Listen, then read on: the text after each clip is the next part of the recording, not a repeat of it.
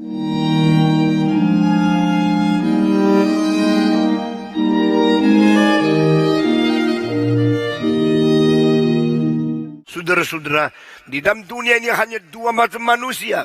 Satu macam yang dilihat oleh Allah, bereksistensi di dalam Adam. Kedua, yang bereksistensi di dalam Kristus. Tidak ada pilihan yang lain. Jika orang bukan di dalam Adam, maka dia di dalam Kristus. Jika orang itu bukan di dalam Kristus, dia di dalam Adam. Tidak peduli agama apa. Tidak peduli status politik apa. Tidak peduli lapisan masyarakat apa. Manusia cuma ada dua macam. Di dalam Adam dan di dalam Kristus. Dan semua manusia dicipta oleh Tuhan. Maka semua manusia itu adalah milik Tuhan. Dunia, bumi, dan segala sesuatu terisi di dalam bumi. Itu adalah milik Tuhan Allah. Menurut Mazmur pasal ke-24. Saudara-saudara, semua milik Tuhan. Dan milik ini dibagi dua macam.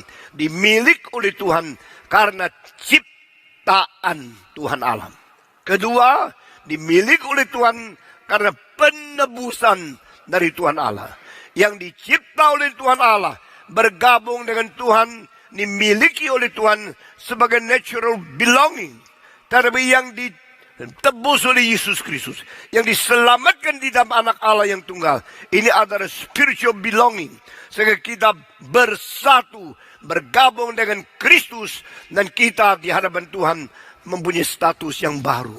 Di sini dikatakan, jikalau ada orang yang adalah milikku, tetapi tidak berbuah, maka dia akan dibuang.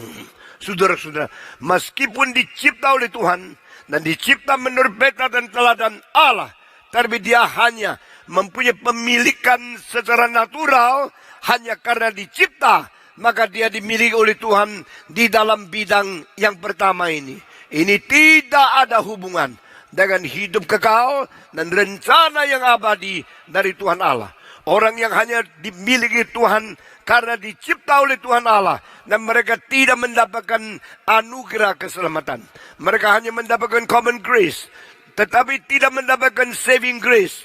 Mereka hanya karena dicipta, tapi tidak dicipta ulang. Orang demikian belum bergabung dengan Tuhan, belum berada di dalam Kristus, dan mereka akan binasa. Mereka akan dibuang ke dalam neraka karena mereka berontak, mereka berdosa, mereka melawan Tuhan.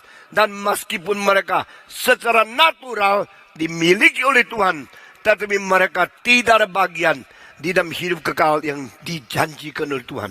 Karena janji Allah yang paling utama dan paling inti adalah hidup yang kekal.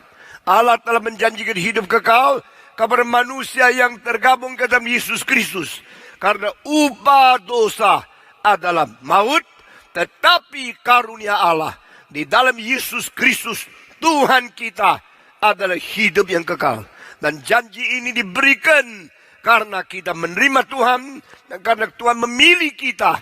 Sehingga di dalam rencana kekekalan Allah, orang yang dimiliki Kristus itulah orang yang menjadi di dalam Tuhan dan menjadi yang memiliki hidup yang kekal untuk selama-lamanya.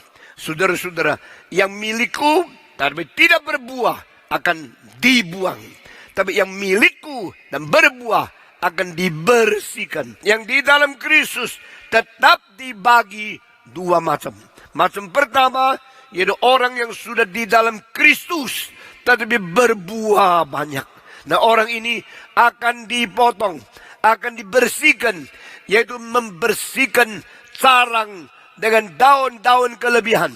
Daun-daun yang tidak perlu, unnecessary leaves, itu akan dipotong, dibersihkan supaya berbuah lebih banyak. Nah, saudara-saudara, bagaimanakah kita menjadi orang Kristen yang berbuah lebih banyak? Kita bergabung dengan Kristus dan senantiasa di dalam status seperti ini. Jangan lepas dari Tuhan. Jangan menyendiri. Jangan bersandarkan diri sendiri. Orang Kristen adalah orang yang setelah dimiliki oleh Kristus, dia seumur hidup bersatu dengan Kristus. Dan senantiasa hidup bersandarkan Kristus. Dan dari sana Tuhan memberikan kecukupan gizi, kecukupan nutrisi, kecukupan kekuatan, kuasa untuk kita hidup memuliakan Tuhan.